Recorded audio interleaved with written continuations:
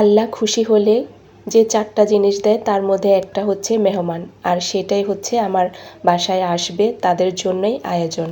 আসসালামু আলাইকুম, আমার ইউটিউব চ্যানেল আমি সুগৃহিণীতে সবাইকে ওয়েলকাম করছি। আগের দিন থেকে একটু রান্না বান্না শুরু করে দিয়েছিলাম, যেগুলো আসলে ফ্রিজে করে রাখলে ভালো লাগে ওই ধরনের রান্নাগুলোই, যেমন পায়েস, সেমাই, এগুলো কিন্তু ঠান্ডা ঠান্ডা খেতেই ভালো লাগে। যার কারণে আগের দিন বিকেল থেকে আমি পায়েস, তারপর সেমাই, ডেজার্ট আইটেমগুলো করে রেখেছিলাম। তো প্রথমেই বসিয়েছিলাম এখানে হচ্ছে সেমাই, আর সেমাইয়ে দেওয়ার জন্য এখানে বাদাম, কিশমিশ এগুলো আমি ভিজিয়ে রেখেছিলাম। আমি প্রথমে হচ্ছে দুধটা জাল করে তারপরে চাল দিয়ে দিয়েছি, এখানে পোলার চালের যে খুদ থাকে না সেগুলো দিয়ে দিয়েছি। আর যখন চালটা ফুটে গেছে তারপরে হচ্ছে যে আমি মিঠাই দিয়েছি, সাথে চিনিও দিয়েছি, কারণ মিঠাই আমার কম ছিল এর জন্য চিনিও সাথে দিয়েছি। আর এখানে হচ্ছে যে আমি অল্প একটু লবণও দিয়েছি, মিষ্টি জিনিসে আমি লবণ দেই, না হলে খেতে ভালো লাগে না। এরপরে আমি সবগুলো হচ্ছে যে ছোট ছোট এক একটা ডিশে করে নিয়েছি, কারণ হচ্ছে যে একটা বড় ইসেই করলে পরে ভাঙলে পানিটা হয়ে যায়, সেটা ভালো লাগে না। যার কারণে এই বড় দুইটা হচ্ছে যে মেহমানদের জন্য, আর ছোট দুইটার মধ্যে একটা শাশুড়িকে দেওয়ার জন্য, আর একটা এমনিতে আমরা বাসায় একটু খাবো। বাচ্চারা দেখা যায় আগের দিন কিছু করলে তো খেতে চায়, যার কারণে হচ্ছে ওদের জন্য একটু এখানে আলাদা করে রেখেছিলাম। তো হচ্ছে যে এইগুলো ডেকোরেশন করতে করতে আজকে আমি কিছু আপুর কমেন্ট পড়ব। প্রথমেই পড়ে নিচ্ছি আমার একটা নতুন আপু, যে এর আগে কখনো আমাকে কমেন্ট করেনি, গত ভিডিওতে সেই ফার্স্ট টাইম করেছে। আর আরেকটা জিনিস হচ্ছে, আমি যখন ভিডিওতে ভয়েস দিয়েছিলাম তখন হচ্ছে অনেক আপুরাই আমার ভিডিও দেখেনি, অল্প কিছু সংখ্যক আপুরা আমার ভিডিও দেখেছিল, তাদের মধ্যেই কিছু আপুর কমেন্ট আসলে আমি পড়ব। আর এদিকে হচ্ছে যে আমি কিন্তু নবাবী সেমাইটাও করে নিয়েছিলাম, আর খুব সুন্দর করে উপরে ডেকোরেশনও করে দিয়েছি কিশমিশ, বাদাম এগুলো দিয়ে, আর একটু চাক্কু দিয়ে করে রেখেছি যাতে আমি কেটে কেটে উঠাতে পারি। আর দেখাচ্ছিলাম যে মাছের যে লেয়ারটা দিয়েছিলাম সেটা ডিটেলসে আর শেয়ার করিনি। রান্নাগুলো যদি সব ডিটেলসে শেয়ার করতে যাই অনেক সময় লাগে এগুলো রেডি করতে। তারপর হচ্ছে যে নেক্সট ডে যেদিন মানে মেহমান আসবে মূলত হচ্ছে রাতে, মানে বিকেলে আসবে, সন্ধ্যার নাস্তা আর হচ্ছে রাতের খাবার এগুলোই খাবে। তো আমি আমার প্রিয় আপুটার কমেন্ট পড়ে নিচ্ছি। এই প্রথম আমি এভাবে কমেন্ট পড়ছি, জানি না কতটুকু পড়তে পারবো বা কতটুকু ভালো হবে, তারপরে সবাই ক্ষমা সুন্দর দৃষ্টিতে দেখবেন। আর আজকের এই ভিডিওটা আপু দেখবে কিনা সেটাও জানি না, কিন্তু আপু বলেছেন তিনি আমার ভিডিওগুলো দেখেন আর আমার ভিডিও তার খুব ভালো লাগে। এদিকে কিন্তু আমি সব কিছু রান্নার জন্য বের করে ভিজিয়ে রেখেছি, কারণ এগুলো যদি আগে থেকে প্রসেসিং না করে নেওয়া হয় তাহলে কিন্তু একা একা আমার সব কিছু অ্যারেঞ্জ করতে কষ্ট হয়ে যাবে। আর গরুর মাংস হচ্ছে যে হতে সময় লাগে, যার কারণে এগুলো আমি সকালেই গরুর মাংস রান্না করে রেখেছিলাম। তো প্রিয় আপুটার নাম হচ্ছে মৌমিম। আসসালামু আলাইকুম আপু, আপনার ভিডিওগুলো আমার খুব ভালো লাগে। আলুর তরকারিটা অনেক মজা হয়েছে, এমনভাবে কখনো করে খাইনি। কামিনী ফুল গাছটার জন্য অনেক দোয়া রইল আপু। ওয়ালাইকুম আসসালাম আপু, আপনার এই সুন্দর কমেন্টটি আমার খুব ভালো লেগেছে যে আপনি আমার ফুল গাছটার জন্য দোয়া করেছেন। আর এইভাবে আলু একবার রান্না করে খেয়ে দেখবেন, অবশ্যই ভালো লাগবে। তারপর হচ্ছে যে এদিকে আমি গরুর মাংসের কালো ভুনা করব, সেটারই প্রস্তুতি নিচ্ছিলাম ঘরোয়া মশলা দিয়ে আমি যেভাবে করি। আর পেঁয়াজ বেরেস্তা আগের দিন রাতেই কিন্তু আমি বেশ পরিমাণে করে রেখেছিলাম এই কাচের বয়ামে, কারণ পেঁয়াজ বেরেস্তা তো লাগেই। আর হচ্ছে বেশ অনেক জনের আয়োজন ছিল, আমার 22-23 জনের জন্য রান্নার আয়োজন ছিল, তো সেগুলোই আমি কিন্তু করে নিচ্ছিলাম। তারপরে হচ্ছে যে আমার আরেকটা প্রিয় আপু ব্লগার নূরজাহান আপু, তার আমি কমেন্টটা পড়ে নিচ্ছি। আসসালামু আলাইকুম আপু, অনেকগুলো বাজার গুছিয়ে নিলেন আপু। আমরাও মাঝে মাঝে এভাবে রান্না করি আপু। কমেন্ট পড়লে আপুদের কাছে ভালো লাগে।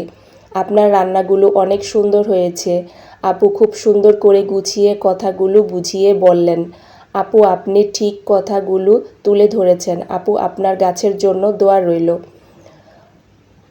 ওয়ালাইকুম আসসালাম আপু, আপনি আমার ভিডিওটা খুব সুন্দরভাবে প্রতিদিন ফুল ওয়াচ করে দেন আর অনেক সুন্দর করে কমেন্ট করেন। মন থেকে আপনার আর আপনার পরিবারের জন্য অনেক অনেক দোয়া রইল। আর ঠিকই বলেছেন আপু, কমেন্ট পড়লে অনেক আপুরাই পছন্দ করে, তবে এটা তো আমি কখনো পড়িনি, সেজন্য আমার আনইজি ফিল হয়, যার কারণে হচ্ছে যে পড়িনি। তবে এখন থেকে চেষ্টা করব প্রতি ভিডিওতেই কিছু কিছু আপুর কমেন্ট পড়ার জন্য। তারপরে এদিকে কিন্তু রান্না করতে করতে আমি রুমগুলো একে একে গুছিয়ে নিচ্ছিলাম। আসলে ছোট বেবির ঘর তো, যদি বেশি আগের থেকে বেডশিটগুলো বিছিয়ে রাখি তাহলে না ওরা নষ্ট করে ফেলে, যার কারণে হচ্ছে যে আমি ফাঁকে ফাঁকে করে দিচ্ছিলাম আর ওদেরকে ড্রয়িং রুমে রাখছিলাম। আর এদিকে হচ্ছে যে আমার বারান্দাটাকেও কিন্তু আমি খুব ভালোভাবে ধুয়ে একবারে পরিষ্কার করে রেখেছি। আর এদিকে 2টা গাছ লাগাবো জন্য, তার জন্য মাটি প্রস্তুত করা আছে, তবে গাছ আনা হয়নি।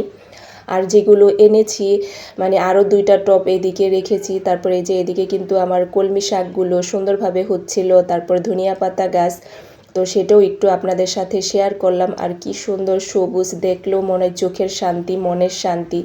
তারপরে এই যে বললাম না আরও 2টা টব এনেছে, এগুলোর মধ্যে একটা অ্যালোভেরা আর একটা নয়নতারা গাছে রেখেছি আর উপরে উঠিয়ে রেখেছি, যাতে নিচে রাখলে একটু অগুছালো লাগে, এজন্য হচ্ছে যে আমি একটু উপর দিকে উঠিয়ে রেখেছিলাম।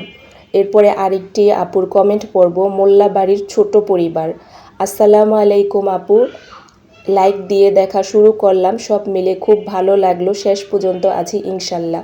ওয়ালাইকুম আসসালাম আপু, আপনাকে অসংখ্য ধন্যবাদ, এইভাবে আমার পাশে থাকবেন। এদিকে বাচ্চাদের পরীক্ষা, তাদের পড়াশোনাও কিন্তু চলতেছিল। আসলে গেস্ট তো আসবে, তার জন্য তো আর পড়াশোনা বাদ করে দেওয়া যাবে না, তো পড়াশোনাটাও কিন্তু তারা করতেছিল, তাদেরকে সেগুলোও দেখতেছিলাম। এদিকে কিন্তু আমি ওই যে আমাদের খাবার জন্য ভাতও দেখেছিলেন এর আগে বসিয়েছি, কারণ আমাদের নিজেদের তো সকালে দুপুরে খেতে হবে।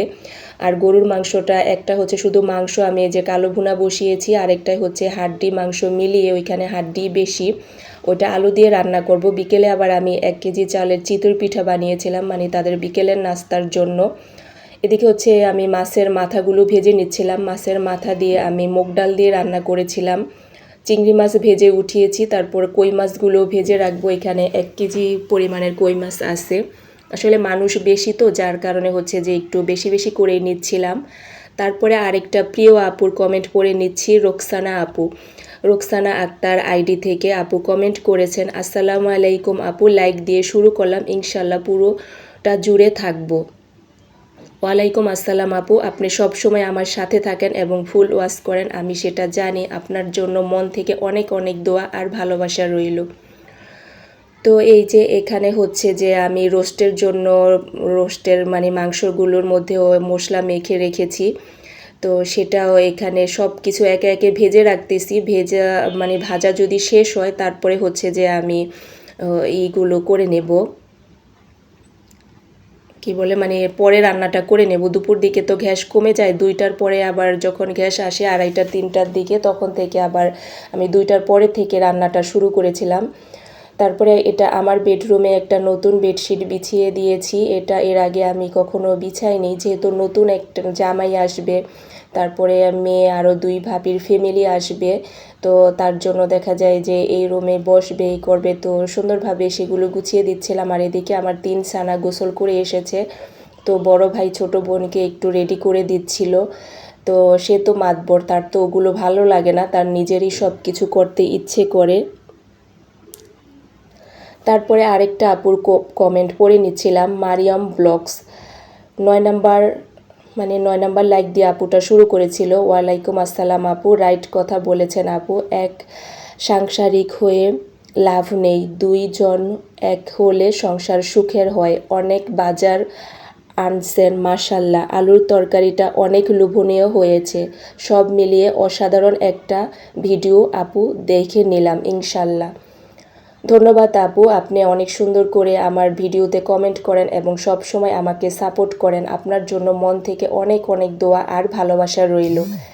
এদিকে হচ্ছে আমি কই মাছটা টমেটো দিয়ে ভুনা করে রেখেছিলাম, সেটাও আপনাদের সাথে শেয়ার করলাম। এটা কিন্তু দুপুরের পর থেকে আবার শুরু করেছিলাম একে একে, কারণ বিকেলে আবার দেখা যাবে যে 4টার দিক থেকে আমি পিঠা বানানো শুরু করব।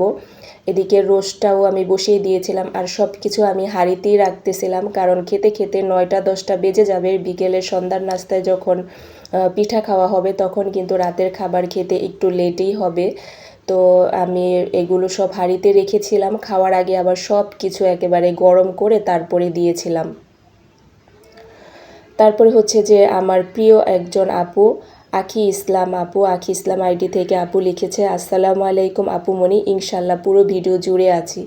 ওয়ালাইকুম আসসালাম আপু, মন থেকে অনেক অনেক দোয়া আর ভালোবাসা। তুমি আমাকে অনেক বেশি সাপোর্ট করো, মনের অনেক বেশি শক্তি যোগাও। তোমার কমেন্টের মাধ্যমে আমি অনেক বেশি সাহস পাই আপু। তোমাকে মন থেকে অনেক অনেক দোয়া রইল।